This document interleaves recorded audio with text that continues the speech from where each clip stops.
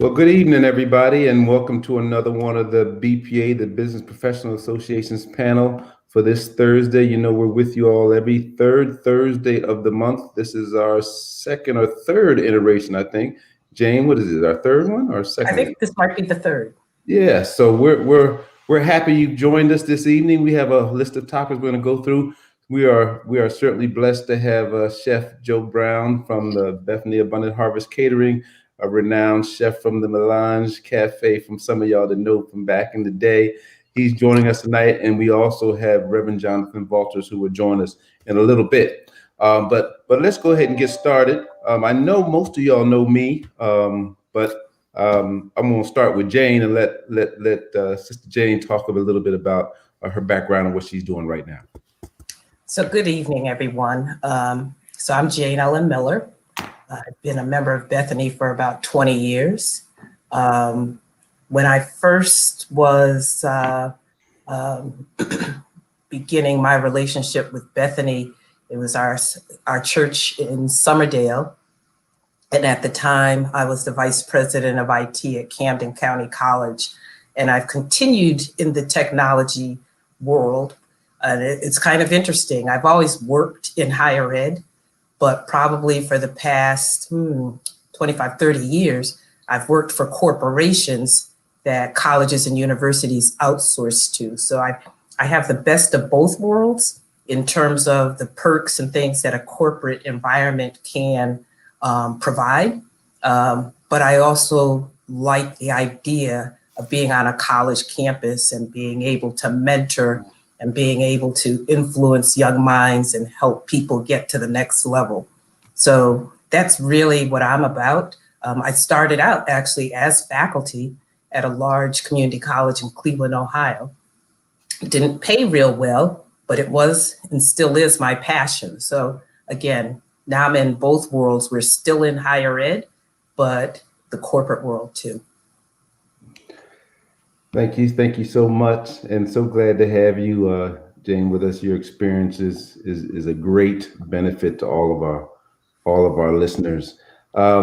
Chef Joe, many folks know you, but give us some background, please. Yeah, everybody at the church knows me by Chef. They don't know my first name. They I'm just sorry. Chef. No, good evening, everyone. I'm Chef Joe Brown, and most of you know me from the restaurant Melange Cafe, which I had in Cherry Hill, Melange at Haddonfield, which was the second restaurant. I've been in the restaurant industry going on over 40 years. I've put my own cookbook out, and I've been very passionate about what I do over the 40 years. I've mentored so many, and my primary goal has always been is to cook food, be happy while I'm cooking it. And when I saw a response on your face in my dining rooms, I knew I did a good job. I started very early, believe it or not. I'm sure we're all old enough to remember when Kool-Aid didn't have sugar in it. So I always tell this story to young people trying to go into business. I remember having a Kool-Aid stand out selling Kool-Aid, and it didn't have sugar at that time. There was construction going on in the neighborhood. And that summer, Kool-Aid came out pre-sweetened. And I was selling Kool-Aid at the time at 7 cents a cup. I ran to the store and got the sweetened Kool-Aid, and I raised it up to 10 cents and thought I was making money. Believe it or not, that was my first introduction to going into business. I knew that I could sell food and make money. I've known Bishop over 25 years. When Bethany opened up in the Lindenwall location, I did the radio show. Bishop used to frequent the restaurant then. I was introduced to him by Deacon Paul Harris years ago. And, he was the head of the NAACP. He said, you got to get over there. You got to get over there. You got to talk to Bishop. You got to talk to Bishop. We met up. I brought my son into the studio. We maintained a relationship over the years. When I went through my changes and I did a shift in life and the restaurants closed, I did some corporate time and got a little stagnant with that. And crazy as it might seem, Bishop reached out to me, and about 5 years ago, 6 years ago, I think I've been at Bethany, asked me to come over and be the culinary director, executive chef, personal chef, dishwasher, you name it. And loved it ever since. And here I am today. Amen, amen. And we so glad to have you. So glad to have you. And then we have the good old Pastor Jonathan Walters. Hey, how you doing? How y'all doing? Good to see you. Hey, Good to see everybody. Another business owner. Tell the folks about your business and what you do and what you've done, Jonathan. He's got corporate and his own entrepreneurship. Yeah, I have a long list. I've been blessed to be able to be a part of different organizations. I actually started off in nonprofit when I first came out. So nonprofit is where I originally started, and then I went to local government doing a lot of technical work. I was a technical accounting guy, so I ended up with accounting technical degree. So nonprofit wanted to use me for both of those. So I ended up being, at one point, I was the assistant finance director, and I was the director of information systems in a nonprofit organization. And I still didn't hardly make any money. That's when I first started out. But then I was blessed to get into corporate life and running IT, managing IT departments and things like that, and traveling. But in my heart, I knew I was an entrepreneur. So during that time, ended up, starting businesses and flipping a couple of houses, getting into a lot of different things. But I ended up now I'm in the restaurant business, the service industry, the service industry. So I have a service industry business, and I have a doable medical equipment business that we're still working on. So I have a few things going, but I'm just an entrepreneur at heart. And being able to really work to, grow a lot of these businesses. Loving the Bean Street Cafe is a major business that we have right now. It's grown so much, probably grown over, I think it's 35% over the time that we have purchased it and been able to grow it, and looking forward to expanding it in the future. So that's a little bit about me. Amen. Well, we're so glad to have this distinguished panel with wealth of experience, both corporately, both privately, and we're going to get right into it. If you have any questions, please put the questions in the chat, and we'll address your questions as they come up. But one of the things we want to start off this evening, because most of the folks that tune in either are working in corporate America trying to transition to their own business, or they have their own business and they've done a lot of different things. And wanted to ask the panel, starting off, and we'll start with Sister Jane. What had you wish, or what would you wish you had been told regarding your work experience now that you've been working for a while? That's a really, Jonathan, stop laughing. That's a really good question. And I don't know if I really wish I had been told something. And I think it has a lot to do with my background. So I grew up in Connecticut, right? Predominantly Caucasian environment. I was in honors classes, so typically I was the only one in the class, right? I grew up in a church where our family was the only African-American family. So I had to, at a very young age, learn to adapt in that environment. And my parents were very strong in that in terms of who we were as people, but we lived, worked, grew in that environment. And I'll tell you, when I went off to college, I went to Cleveland State, and Cleveland has a large minority population, but the university itself is a predominantly Caucasian institution. And what was ironic is the number of Black students that were there. For me, from where I came from, I had not seen that many Black people. So I thought but in my classes, I was usually the only one, right? Mm-hmm. And the other thing that was kind of shocking to me is at the point where I graduated, most of the Black students did not, because that environment was so unwelcoming, so foreign to them, because Cleveland is split, east side, west side. East side? Yep, east side, west side. Right. So the schools they came up in were predominantly Black and more nurturing, right? So I was in an environment that I was already very used to. And so I think that my upbringing and my experiences really prepared me for the corporate world. If there was something that I would want to have known, is that probably whether it's in your school environment, in your work environment, that people will act like they're friendly to you. They will act like they have your best interests at heart, and they absolutely do not. And to this day, because I take people as they are, and if you're coming at me kindly, I think of you that way. And then I find out you're not about that at all, right? And so to have known then that no matter where you are, whether it was when I was in grade school, high school, I remember when I first walked into an honors class and some of the other kids saying, "What are you doing here?"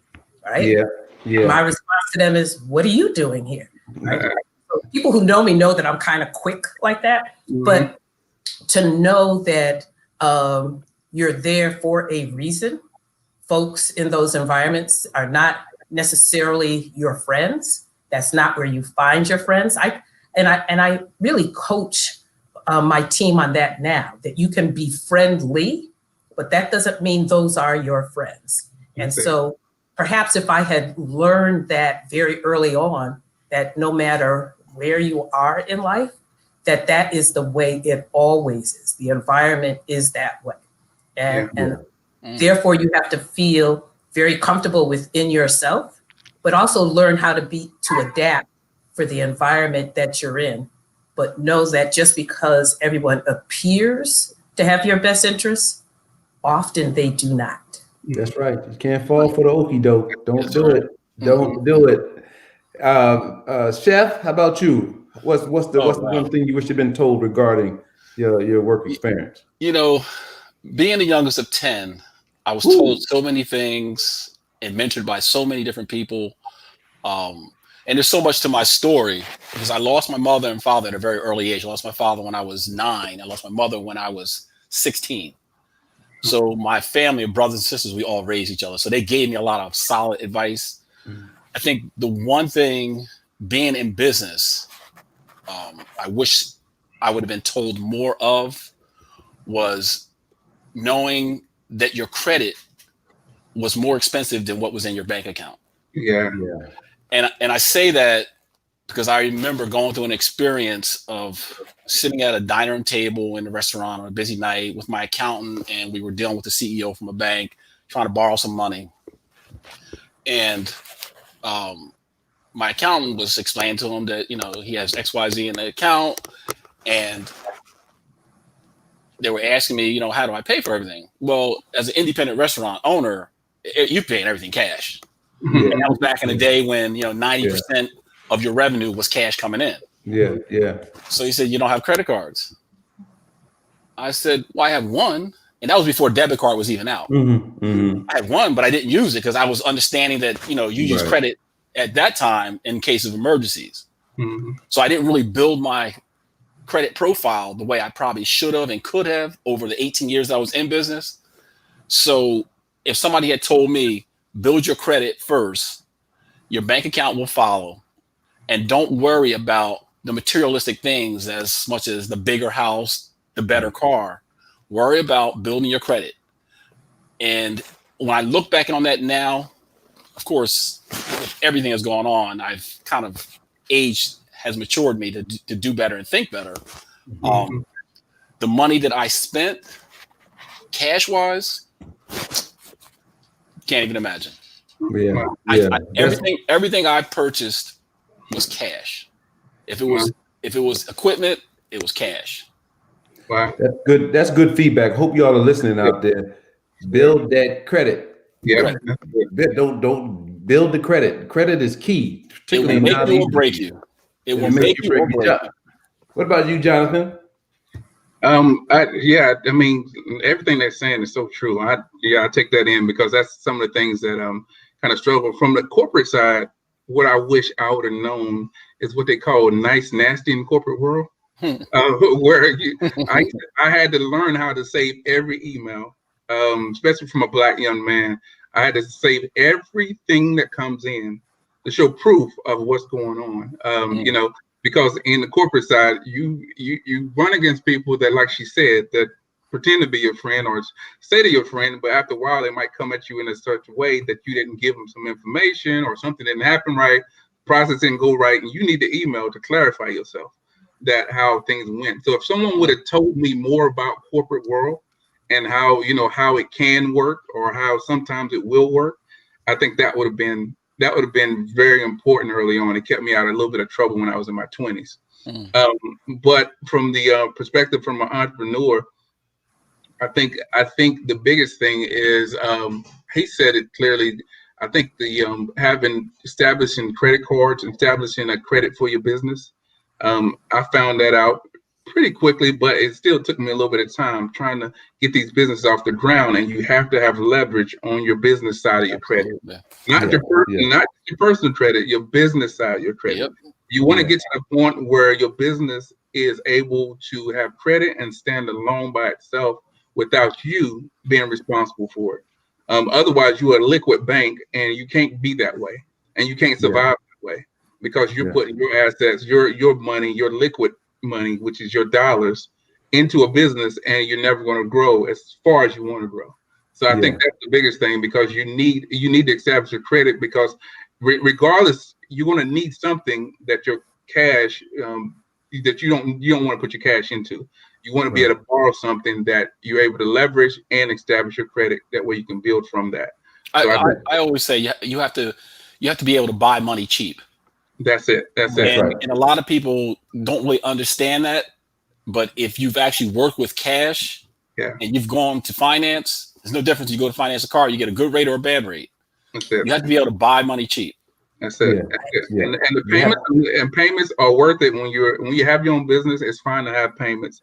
Well, as long as you can keep your liquid assets. There's such a thing as good debt and bad debt, right? Yes, debt's not bad, but there's good debt and there's bad debt. And as I hear the three of you talking, one of the things that I knew, you know, my dad always told me you don't need nearly as much as you think you need. That's right. And we already have one comment here, and I was going to say the same thing. So thank you for this comment. Is that I wish I would have been told how and where to invest money. And this was back in the 80s. So I would say the same. I would say the same thing. I was told to save your money. So I knew to save my money, right?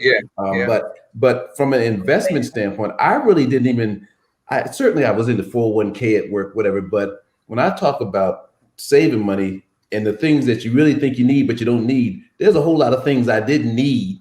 You know, from the time I came out of school and the time I got married, that if I would have invested that money, you know, it would have done miracles, you know, for me. And you learn those things. And if you can start, just like folks like to get things, if you can get into the habit of investing and saving, you start to really like it.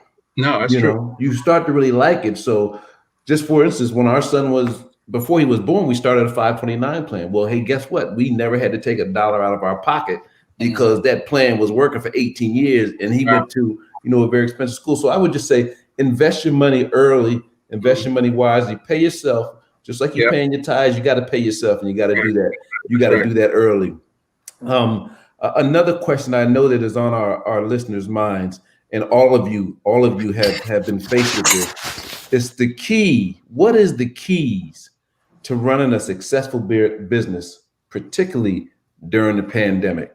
We'll start with you, Jonathan, on this one. Oh, wow. Really good question. Really good question. The pandemic, it really changed I think it changed the business perspective for, you know, anyone in any type of business. It changed the outlook of how we look at a business now. I remember when it first started in March or April, I mean, we took a hit. I mean, we really took a hit. Everybody just stayed in the house, and they didn't order anything. They didn't come out. They didn't come to our restaurant. I mean, we really was in a bad situation. I mean, thankfully, you know, they put rules in order where we didn't have to pay like a rent or something, or we can work them out with the person that owned the building. But at the same time, we had to adjust. And so there was an adjustment period that we had to figure out what's the new plan, because we know in this in this season, it wasn't meant for us to die as a business. We just got to figure out how to adjust. Mhm. So our adjustment came during this season in quickly pivoting to a new model. And that became a model of basically going to more of a, using the DoorDash Grubhub delivery model. And so the delivery model was the key to us, being able to survive during this pandemic. So I think that the ability to be able to pivot from what you used to do is your key. If you sell something, now you might have to sell it online. If you sell it in person, you might have to sell it online. If whatever you did, you have to adjust and pivot for this season. And there's a way to do it because everyone is doing it now. You have to figure out what that way looks like for your business and what you're trying to sell and what you're trying to do. Once we were able to pivot, we were able to increase our sales, and things have been running pretty good since then. I mean, we had to adjust to some of the fees and things like that, but that's a part of the adjustment. And now you see that people have been a little bit more, they're more confident with food delivery. And so I didn't think that would ever happen, but people are confident in food delivery now. So that works out for our business, but people have to decide what that looks like for them and what they're selling. But I think the online model for whatever business you have needs to be adjusted. Yeah. Jane? Jonathan took the words I was thinking, and pivot was a key word. I keep saying that the shutdowns in March forced us to pivot. If you did not pivot, you were not going to survive. Right. And so even from a corporate perspective, and in this case, a college perspective where everyone is online, and my team was responsible for bringing everyone online. Wow. It meant that was a way that we needed to be able to move. That was a way that we still needed to be able to communicate, that people could no longer come to an office or a department. So how are you communicating to them? There started to be more Facebook type scenarios from the college. The president started doing a weekly blog, right? Wow. You got to get people where they are. Wow. Started seeing us more on LinkedIn. And then even the corporate office, the company that I work for, more of a presence on LinkedIn, right? And the use of hashtags and also learning how you do things so that you constantly move up to the top of everybody's feed, right? It's really, that was the pivot. And then in my case with IT and our departments where students like to come on campus to get services, they couldn't. So how does a faculty advisor work with somebody? So we had to do things with rollout chat and rollout chat bots, right? And so the technology in this environment is the way to survival. So even for the college, part of my job, because there are colleges and universities that are not going to survive this. That's right. They will not, right? And others will be very much reduced. And so figuring out how do you now attract those students? Because if everybody's online, then I can go anywhere. I'm no longer geographically, having to stay in a particular spot. So that, I think that pivot and being very, very comfortable with the technologies that help you reach your market was key and remains key. Yeah. Anything to add there, Chef? I'm sorry, Jonathan. No, I'm gonna have a quick question for Jane. I'm curious. Did you guys have to order a lot of more bandwidth? I mean, was it about the we already so we already have crazy bandwidth. In fact, a recent vendor told us we had the bandwidth and the infrastructure of a Fortune 500 company, which is you don't see that in a college, and you typically don't see that in a community college. Okay. So we were good there, right? Wow, that's good. But getting equipment to everybody, because while everyone had equipment at work, right, desktop systems, getting laptops, and when you start talking about 5,000 employees and you got to do it quickly, that was an interesting challenge. But I think I'm built for challenges like that, and I thrive best. Yeah. And I think that's where you have to know what your sweet spot is, right? I thrive best with being innovative when it's chaos. And so that just worked for me to the point that IT in most places has been seen as very back office very operational, right? And the fact that they started seeing us as extremely strategic and understanding the importance of it to the business, right? And that the business can't function if we don't know how to help you function. So, yeah, so our bandwidth was always strong, right? But then we had to come up with protocols, because sometimes you still got to go into that NOC, into the Network Operations Center, those types of things, right? And there was a mandate on that everything was shut down and people don't go in. I'm also in New Jersey. The college is in Maryland, right? So I'm managing a team of 170 and communicating with everyone. And so that showed also the importance of the technology, and that it was strong technology, right? So that being able to. No, I'm sorry, Jen. I think that what you just said brings up a very pertinent point that is very important. And that's relationship, right? You're in Jersey, the college is in Maryland. You know, here I am running a global business with people all around the world reporting to me. And there, you know, by this time I would have been in Asia 2 or 3 times and in Europe 2 or 3 times, but I haven't been anywhere, right? Since February. And so, you know, I always tell folks having money is great and being smart is real great. But at the end of the day, it all comes down to who you know.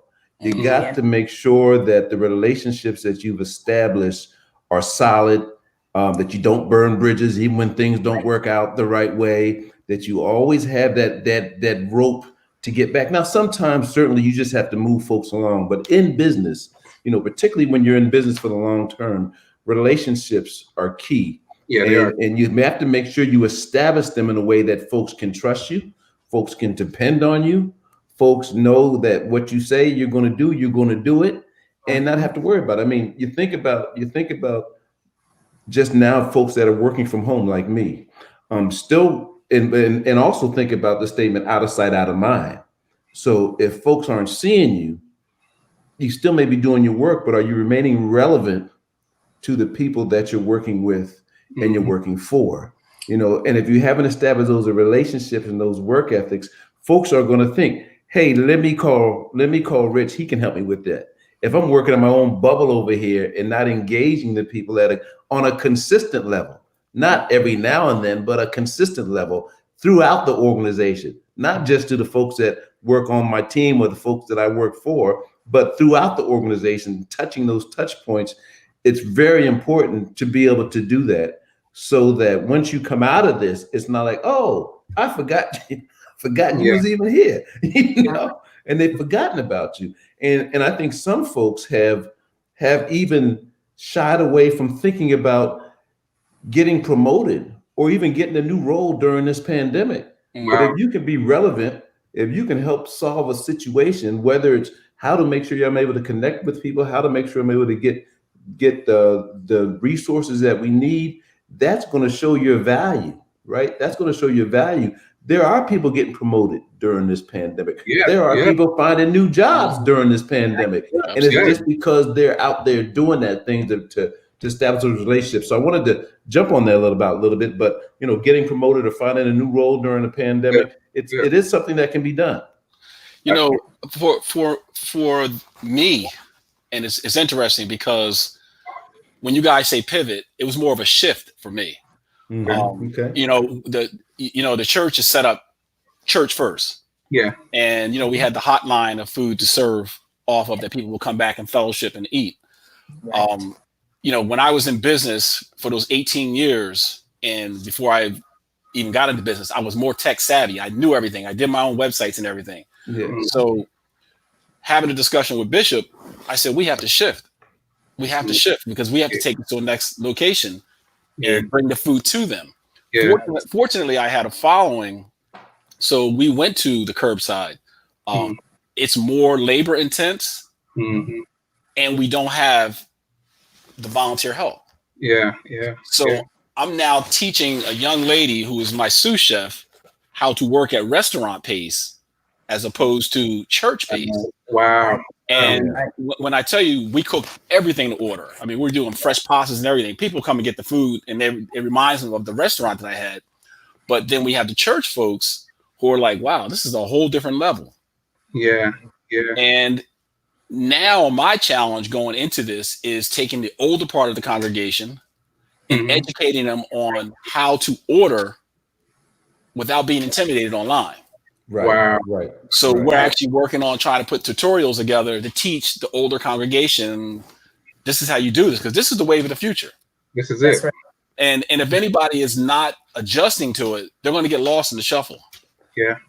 That's it. And it's a safe way for them to order their food, right? It's safe. It improves the safety and doesn't expose them to some things. Absolutely. And the fact that they can still pull up to their church, Right. under a carport Yeah. and, securely get their food and take it right home. You can't get that. I don't think there's a church in Jersey that's doing curbside. Because they know who's cooking their food too. And that's a big deal. Yeah. There you go. Yeah. And we've actually increased sales probably over 30 or 40% Wow. to what we were doing normally. Now, the interesting Wow. thing is that a lot of the audience that I've been able to tap on, of course, it's a lot of people just come to the restaurant, but we're bringing people down from New York. Yeah. Wow. When they're coming in for drive-in service, they're ordering food while they're sitting out there waiting. They come through and they're gone. People from Philadelphia. Why would you travel over the bridge from Philadelphia to come to a church to get food? Because they know they're not getting garbage. They're getting food that's prepared fresh for them. And that's been a big shift for us. Chef, I just had it yesterday. It was so good. I'm just sorry. It was so good. Was that you eating in the parking lot? Yeah, it was me. That was me. It's so good. I had some on Saturday, and I didn't want to share it with my family, but I did.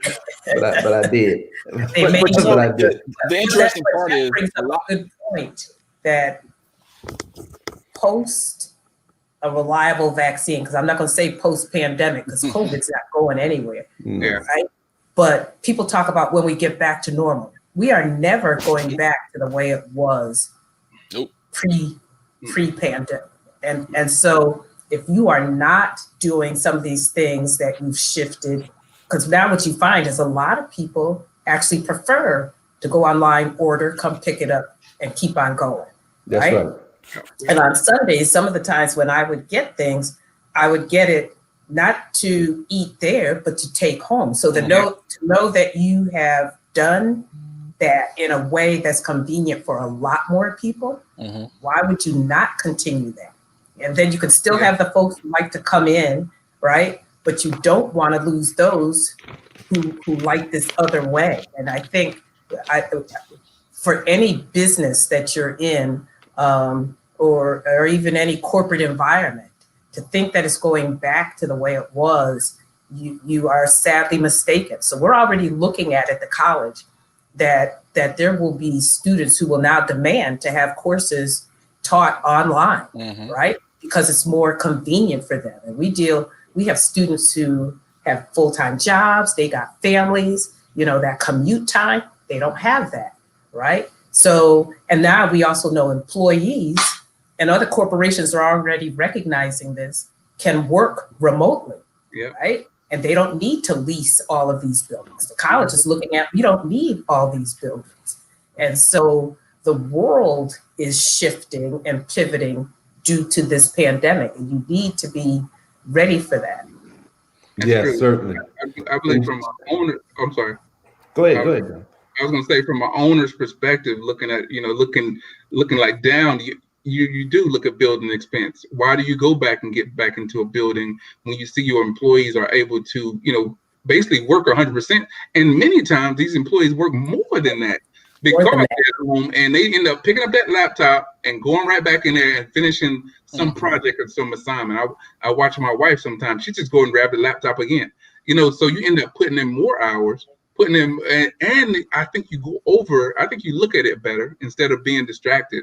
You have those moments where you're not distracted. I think sometimes or many times the work ends up being better. So from a level of, paying for business expenses, heating and air and all these brick and mortars, I think it's a great opportunity. And I've seen some companies like Microsoft and all these companies, they are looking at this and saying, yeah, I'm going to get out all these buildings and save this money. And so this is a great time for people to go into, find jobs that work from home and end up working from home for a long time. I think it's That's a right. great time for people to start applying for stay-at-home jobs. But this is a double-edged sword, and I look at the hospitality industry on the job loss that's going on. Yeah. So as these buildings start closing up, you're losing all maintenance crews. You're losing servers. You're losing cooks. I mean, you can go on and on. You're losing security. So what concerns me moving on to the next year, or actually the next administration, is where the job creation's going to come from. That's true. Because there's a lot of jobs that are going to have to be replaced as we make this shift going into virtual. There's a lot of replacement that has to be done. That's a good. Yeah, you're absolutely right, Chef. I mean, the level of service industry is well beyond what folks, I think, even imagine. Just imagine downtown Philadelphia, right? All the restaurants that are open for just breakfast and lunch. Yep. Right. Or the shoe shine place, or the barbershop, or the nail salon. Just because even if they're open, if there's nobody in the city, they can't survive. Because it was a convenient thing. Working downtown Philly was very convenient, just to go out and do whatever needed to do. Jonathan knows, he was downtown too. It was very convenient. So if you lose that, as you're saying, to be able to bring that back, or where those jobs are going to be. Now there will be some other creation. There will be something, but that's going to be we have to get back to some type of normalcy with regard to not only hospitality but entertainment, whether it's airplanes or hotels or cruise liners or resorts. Musicians. The athletes are doing okay, but that's going to be. I certainly agree with Jane. What we left is not what we're going back to, but what we going back to can't be what we are now from a sustainable standpoint. But on that point, whether it's from a corporate standpoint or entrepreneurial standpoint, how should folks be thinking about mitigating that risk? Because there's going to be some uncertainty there. So how do they start? Is it like I have to have a plan A, B, and C, or I have to, shift, or do I pivot, or what are some of the things folks should be thinking about now? I think you should get I think most people, if they're prepared, they should start developing their own business plan right now. And it should be internet based, one way or another. And for me in the food service industry, the big thing that's coming up now is pre-prep food. You're seeing a lot of chefs that are doing this now. Pre-prep food that you can order online and is delivered to you.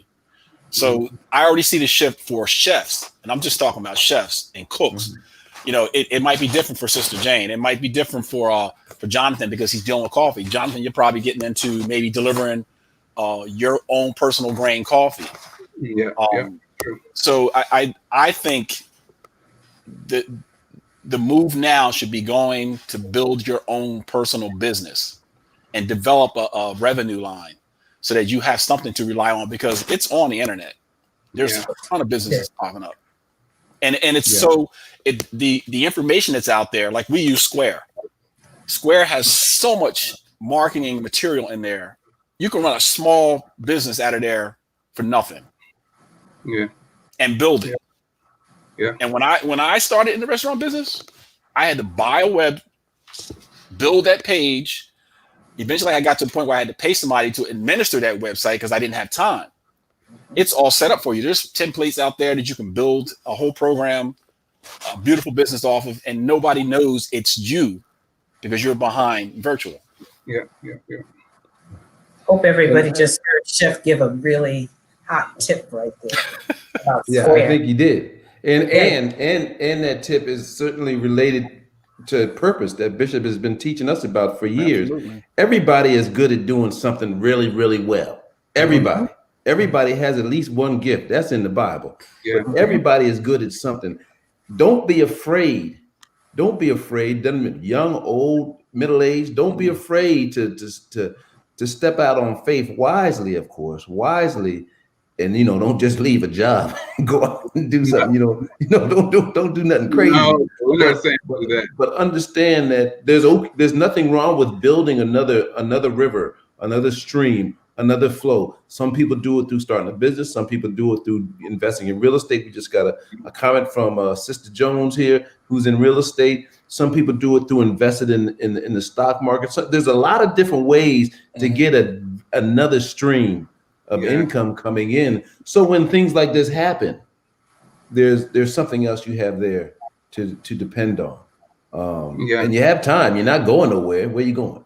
There's nowhere to go. That's so true.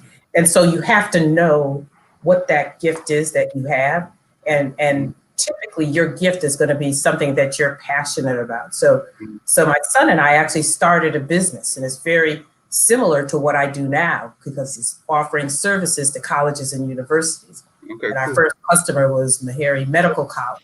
And so we do very well with that, but I can't do it right now because the corporation I work for calls that a conflict of interest. Because I'm going after the same people they're going after, right? But the point is that when I've decided I've had enough of this, right now I'm having fun, I've got something else. So, and like I say, it has to, people ask me, when are you going to retire? Right? And I said, when I'm no longer having fun. I said, what would I do, Dan? So now don't get me wrong, there are challenges and there are some interesting days, interesting people, right? But the majority of what I do, I like, right? And most of my days are pretty good. So I think that's it, finding what you're good at, what that gift is, what you're passionate about.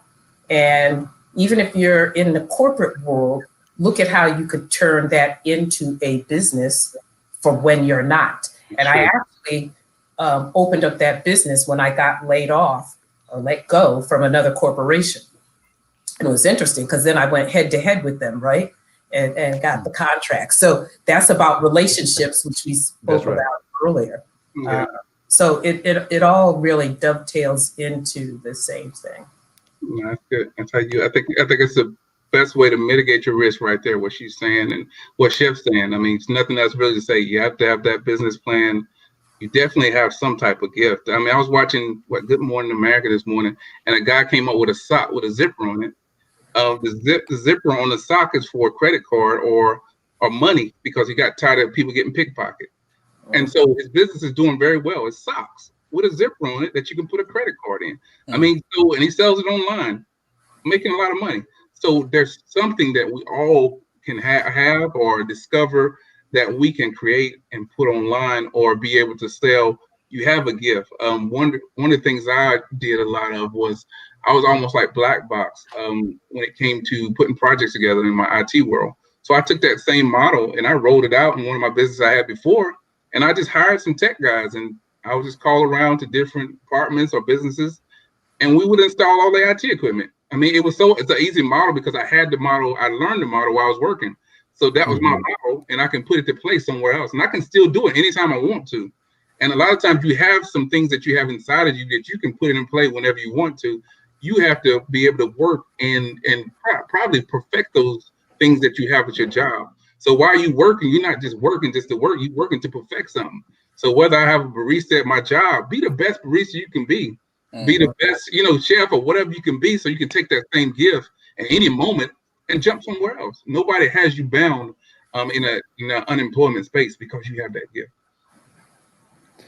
That's really, really good counsel right there, Jonathan. I think sometimes folks are depending on something other than themselves to be able to get themselves to where they really need to be. You know, we get to this place where we have been given the promise by God that He's not going to leave us or forsake us, that we can trust that He's going to see us through. And as Sister Jane already said, doesn't mean it was easy. Doesn't mean I don't have a bad day every now and then, but most of my days are good. Doesn't mean my days aren't hard, because guess what? Hard work is, hard. That's right. That's why they call it work. Exactly. Hard work is not supposed to be easy. So it was easy, everybody be doing it. Exactly. So it's important that we get into those spaces where and also the kind of people that you're with. people that you allow in your circle. Bishop always talks about, Pastor Nick always talk about, you can't surround yourself with those folks that aren't going to be taking, and sucking energy out of you. You have to be folks that are helping to encourage you and lift you up and be a positive influence in your life. And sometimes, and Bishop's been talking about this every Sunday for the last few weeks, you can't have those toxic people there's a toxic people in your work environment, right? Oh, yeah. Whether you're an entrepreneur or whether you're in corporate America, there are toxic people there. You can't be associated with those toxic people, and you have to identify them. You have to identify them very quickly, and that doesn't mean you can't work with them. Doesn't mean that, but you have to identify them as toxic and know that they're not going to be of any benefit to you, other than how it relates to what they need to be doing for the corporation or the business. And of course, in the corporation, if they're too toxic, then we'll have to find a way to offer them up to the competition. That's what I like. I like that. That's good. But talk about that a little bit. How you've managed. And I was in Milan's Cafe on New Year's Eve once when I saw Chef Joe throw somebody out the restaurant. You were there that night? He was acting a fool and throw him out the restaurant. I was there. Dropped a couple of N-words on me in my business. But talk a little bit about some of the conflicts that you've had to deal with, whether corporately or in your business, and what you learned from them and how you migrated through those instances. Me? Oh. All of y'all, but go ahead, Chef. I mean, that particular night was one of the crazier ones. And you got to understand, I was the first Black-owned restaurant in Cherry Hill. Wow. All right. Simple as that. Mm-hmm. And we were constantly under the scope. And it was a situation where the guy came in. He was off the street. He wanted to use the bathroom. Didn't want to leave the bathroom. I knocked on the door. He wouldn't open the door. I had to get a butter knife to unlock the door. He didn't want to come out. He dropped the N-word a couple of times on me in the middle of the dining room. Oh, wow. I and my sister-in-law grabbed him and drug him across a couple of tables. Now, you got to keep in mind, it was New Year's Eve, and we were getting ready to get the second floor of people coming in. Yeah. We had just got finished serving probably about 150 people. And if you've been at my restaurant in Cherry Hill, it was only 45 seats. Wow. So we just got finished serving about 100 and something people. Wow. And we were waiting for the next late night seating to come in. And they were lined up at the door. So, if I look back on it now, I probably would never touch the guy. I probably would have just called. But my adrenaline when I'm busy has a tendency to be at a place that some people we've never seen. Rich But I've learned over the years one thing about being in business, and an old gentleman taught me years and years and years ago, probably about my third or fourth year being in business. Learn this if you don't learn anything else. He said, learn how to say no. Mm. And it stuck with me to this day. He said, learn how to tell people no. If you can't do it, you don't want to do it, you don't have to do it. Mm-hmm. And don't ever let a customer or a person hold you hostage for their needs. Mm-hmm. And I never forgot that to this day. And I teach that to anybody today that's going into business. You should never take on more than you can handle. Yeah. And he said, never forget, learn how to tell somebody no. That's and no is no. Mhm. And no has to mean no. It has to be. Right. Has to mean no. Going back to folks that tend to take on you, I want to hear from Jonathan and Jane on this same question about dealing with conflict. I remember back years ago, probably 10, 15 years ago, Pastor Nick was already Pastor Nick. And there were some folks that I was dealing with all the benevolence at the church at the time.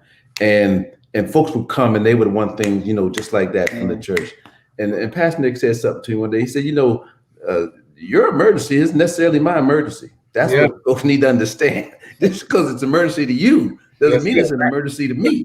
So, and in terms of letting folks try to take advantage of you, and that will happen and does happen, whether you're in corporate America or or an entrepreneur. But Jonathan and Jane, talk a little bit about how whether it's a story or just how you've dealt with or deal with conflict in your businesses. Mm-hmm. Yeah, it's interesting because during this season, I had conflict with a person who I actually report to. And it's interesting. I report to three people. I have a boss in the corporate office. I report to the president at the college, but I report to a senior VP for day-to-day operation, right? And that individual, I'm trying to think how to put it, was extremely unreasonable, right? And in terms of emails to me were not only harassing, but very hostile. And I felt additionally, right, just keep outperforming and they will get it. But it wasn't that way, right? And it became worse to the point where other people were seeing it. And I finally went to the CEO of my company and I said, you know what? You're going to have to pull me out of there. And I've never left a job before a contract. And then I met with the president and I said, I told the CEO to pull me out and here's why, right? And so I think there's sometimes when there's a conflict and you cannot get around it, over it, stop it, right? Then you have to be prepared to take a stand. And sometimes that means you may need to leave. And I determined that environment was so very toxic that it was a hazard to my health. Right? And so I was prepared to do that. Now, would I have done that in my 30s? Maybe not, right? But I think that when it starts to impact how you're doing, you need to be able to do that. And it's interesting that once that happened, certain other things happened. That person will now be retiring, right? Yes, they've been helped to retire. But I also noticed the level of stress that came off of me, right? And so while I was already viewed both by the corporation and the college as a top performer, I feel like I'm even better, right? Wow. I'm not dealing with the toxicity that was coming from that individual. So, I think that sometimes you have to determine that you have to stand up for yourself, and it may mean that you're going to be looking for another job, and you have to gauge your whole situation, right? And people said, oh, well, you work for the company, you'll be fine. I said, no, not necessarily. At this point in time, in this pandemic, at that point, they weren't getting new contracts from colleges and universities who were trying to figure out what they're doing and where they're going and will we be around. So, but to me, my ability to not be stressed to the point where it was a health hazard was more important than whether I was going to be in that job.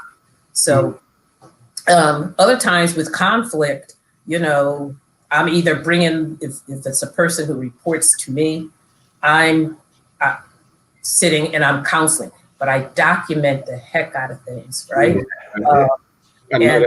And I've always done that. And I think the other way that I'm able to deal with conflict is I'm a straight shooter. And so I don't go into any situation, any job where I am not going to be honest, because then I can always defend my position, right?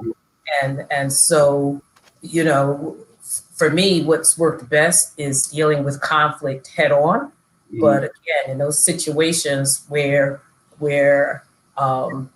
it's not going to change, then I'm prepared to remove myself for the benefit of me. Right? So I think that's what's worked for me and what continues to work for me. That's real talk. That's real talk. Yep. Jonathan, you got something for us? Yeah, and I picked up one thing she said when the toxic person was on her device, whoever he was, that she elevated her game even more, thinking that would stop. And what I found out in my situation, something like that happened to me, where I elevated my game, but at the end of the day, when they was out of the way, my game was so high because the toxic person kept bothering me, I made myself so much better during that time period that it's almost like I don't want the toxic person there, but because it was there, I was able to be even better as a person in that particular job. And so I when I left that job, I was a better manager because of his toxicity. I hate to say it like that, but I ended up being better because I could think of everything that a toxic person could think of before they got to it. I was always trying to outrun somebody that, I was always trying to be the best, even though if nobody was in my environment, trying to be the best I could do. But that toxic person kind of showed me how they think, how certain people think. And so I was able to use that for my benefit. And I was always, in every one of my jobs, and I look back on it, I was always the youngest Black person in that job, especially a Black male. So I've sit in a lot of room with a lot of people with white hair, and I would be the only person in there discussing what I'm discussing, and mainly that was the IT functionality in the corporate world. But from the flip side, on the entrepreneurial side, it's not a lot of Black people that owns a breakfast cafe that we have. And so we deal in the area that we deal with a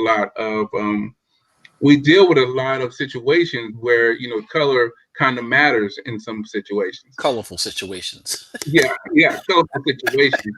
And so we have to be able to deal with that a lot in the conflict, because they come in and they see who the owners are sometimes, and they want to challenge that. Why do I have to wait 5 minutes for my bagel with peanut butter or jelly or something like that? They would go somewhere else at Starbucks and wait 20 minutes for a microwave sandwich that they put in the microwave, but breakfast sandwich, but they won't wait 10, 15 minutes for the fresh, egg and bacon, on a everything bagel from a Black owner. So that's a challenge there, and you have to be able to mitigate that conflict without disturbing your other customers. Especially from a Black perspective, they want to see you get outraged sometimes. And so I have to be able to handle those situations. Larry has to be able to handle, the other owners have to be able to handle the situations in a way that we're able to, make that a smooth transition, that everybody don't get to see exactly what we're saying sometimes. Yeah. So we handle the conflict straight on, but sometimes we have to quietly handle it as we're, dealing with some of the patronage, I guess you call it, customers, as they come through the door. So in that environment, we have to deal with it head on. We have to deal with suppliers, like that too, as a Black owner. Sometimes, the way they sell some of their foods is different, or the way they sell some of their IT, some of their internet packages are different. So we have to deal with all that. And when you deal with it, like she said, you got to deal with it head on. And so you have to be able to talk to them and be able to deal with that head on. So yeah, you have to be able to deal with those situations head on. And I would say that, having all of us being people of color, we all know about explicit and implicit bias. The explicit bias, somebody doesn't care about you. The implicit bias is you have to check. You have to have that discerning spirit. For most of us, if not all of us, that have been managers for all times, of people that didn't look like us, had never worked for anybody that did look like us. Exactly. That's a variable that they're dealing with, because I've been a manager for over 20 years, and in every instance of managing people, none of them had ever worked for a Black guy before. Yeah. That's a dynamic that they're not used to. But it's just like it's kind of like raising kids. I don't treat my son the way I treat my daughter. They're different people. So when you're managing these people, I can't manage I'm a very direct person, but I can't be direct with everybody, right? So it's making sure that we understand the explicit and implicit behaviors of the people that we're working with. And that's something we'll probably want to delve into more. We're running close to the top of the hour. I really appreciate, Jane, as always, your wealth of information and encouragement to our folks. So much. And certainly, so thank you. Yes. Chef, thank you for all of your insight, and Jonathan, God bless you, man. And certainly, we are here every third Thursday of the month. We want to hear what topics you want us to talk about. So please email us at social@gotobethany.com, social@gotobethany.com. We'll be back December 17th. Look forward to seeing all of you. Please stay safe. please stay well. Don't mess with this virus. It'll jump on you. God bless you. We love you, and we look forward to seeing you and hearing from you soon. Take care. Have a good evening. Bye now. Okay. Bye.